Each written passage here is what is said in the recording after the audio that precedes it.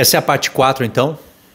Vamos tentar finalizar aqui, porque até a bateria do lapela já está acabando. Então vocês entenderam? Deus está nos revelando, irmãos, fogo cruzado, que se originou no céu, veio para a terra e vai até o fim, o conflito dessas chamas em fogo. Porque você vai ver na palavra de Deus vários exemplos aonde Cristo e Satanás estão em conflito. Embora Deus pudesse já ter eliminado Satanás e seus anjos, há muito tempo atrás, o Senhor não faz porque Ele quer provar os homens.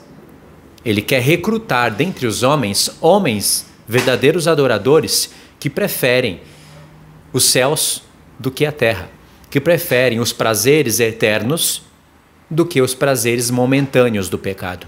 Então Ele tem que deixar o mal agir, colocar rédeas, colocar limites, mas Ele tem que deixar o mal agir, porque senão não tem como Ele provar os corações dos homens. Mas Deus está nos revelando esse evento. Para ficar um pouquinho mais fresco na cabeça, vamos ler de novo o evento de Enoque 21. Já para passar um filtro aqui, por que Deus colocou a rebelião dos 200 anjos no capítulo 19? E por que Deus falou da rebelião das 7 estrelas no capítulo 20?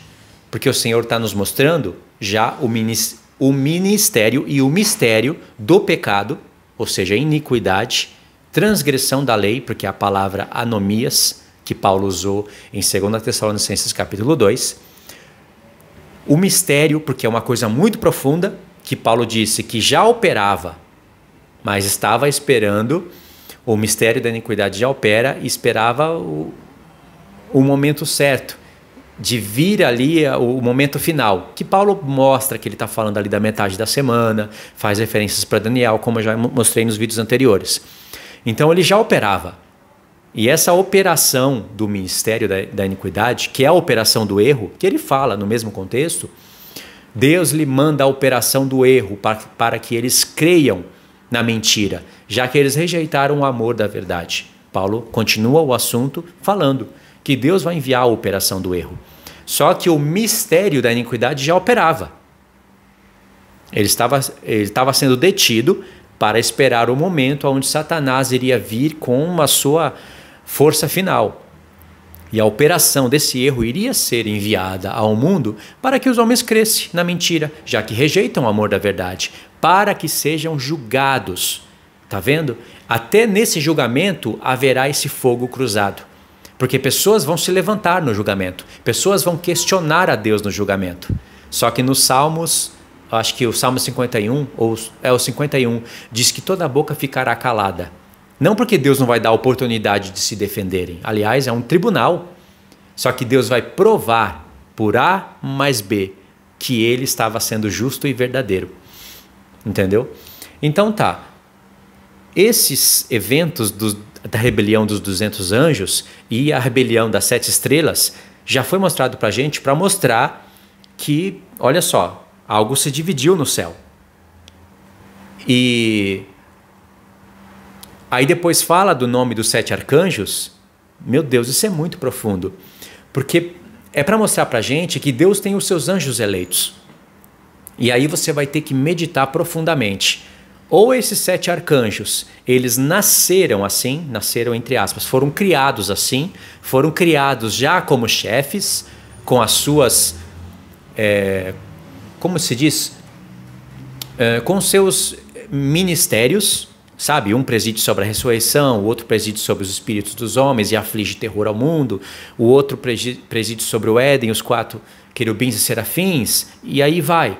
Ou eles já foram criados assim, ou eles conquistaram essa posição. Já que houve uma rebelião nos céus e Deus permitiu que corações se manifestassem,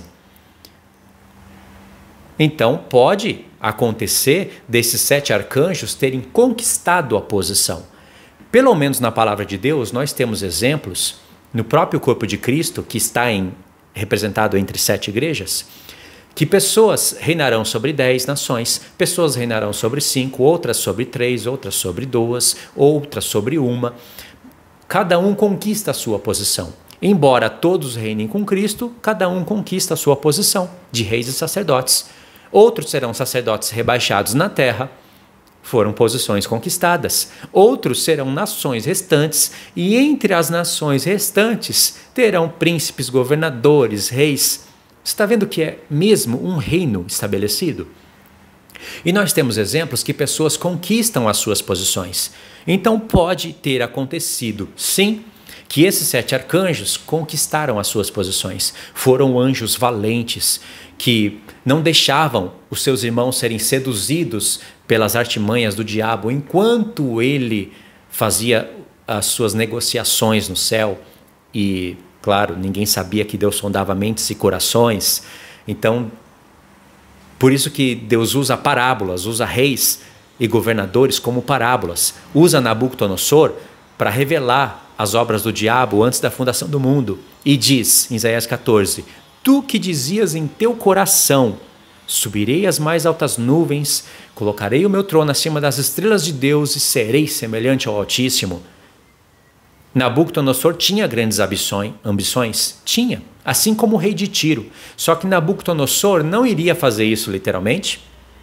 Nabucodonosor não se encaixa nessas características que Deus usa como parábolas para revelar os recortes da eternidade passada. O rei de Tiro não era ungido do Senhor, ele não andava sob pedras de fogo, ele não era perfeito em seus caminhos, até o dia em que se achou iniquidade no coração dele, não era. E ainda que alguém possa dizer, mas isso são apenas parábolas, não quer dizer que Satanás se rebelou no céu, porque tem pessoas que acreditaram nisso. Não estão entendendo a linguagem do Senhor. Parábolas, ainda que isso seja parábolas, são parábolas, o Senhor tem finalidades para falar assim.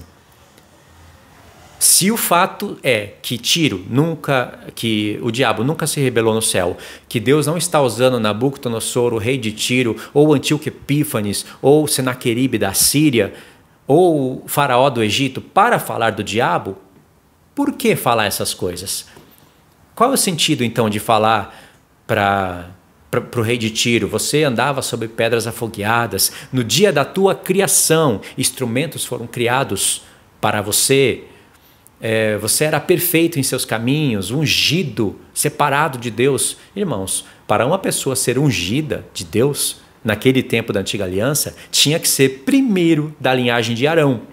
Aí tinha que ter sangue nas orelhas, sangue na ponta dos dedos, na ponta do dedo dos pés, tinha que ser separado com todo aquele ritual para o sacerdócio levítico. Então as pessoas não estão entendendo a linguagem do Senhor. E Faraó em Ezequiel, que é um livro de parábolas, Faraó é chamado de dragão do mar. Lá em Apocalipse você tem o contexto do Egito, aonde tem o dragão, grande, vermelho, de 7 cabeças e 10 chifres, e ali tem características do tempo do Egito. Deus está nos mostrando que quem estava por detrás do império do Egito e de Faraó era o diabo. Está vendo? São essas coisas que o Senhor está nos mostrando. Então, eu acredito que esses 7 arcanjos foram nomeados arcanjos.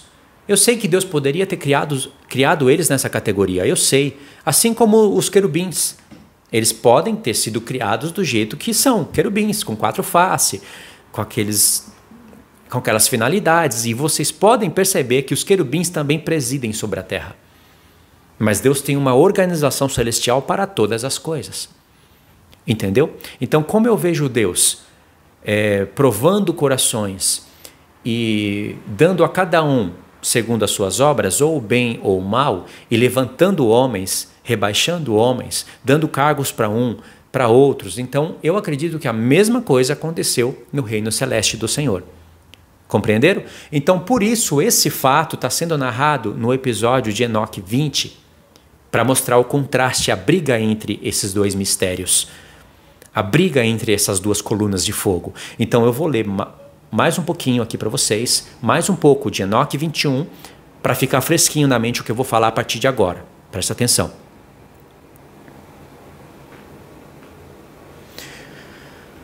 Então fui levado para um lugar no qual nada estava completo.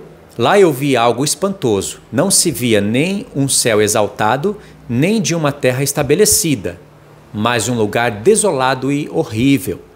Lá também vi 7 estrelas. Aqui é o evento das 7 estrelas, né? Vamos passar. Já foi explicado, eu já contextualizei isso para vocês. Agora aqui. Dali eu passei depois para um outro lugar terrível, onde eu vi a operação de um grande fogo flamejante e resplandecente, no meio do qual havia uma divisão, aqui, que eu acredito, eu interpreto, aonde se dividiu, aonde se originou o pecado no céu. Essas duas chamas agora se dividem. O mistério da iniquidade agora passa a operar já no céu. Colunas de fogo lutando juntas para o fim do abismo, e profunda era a sua aparência. Aqui significa que o Evangelho, o mistério do Evangelho e o mistério da iniquidade, que é a transgressão da lei, vão lutar até o fim, até ser estabelecido o grande trono branco.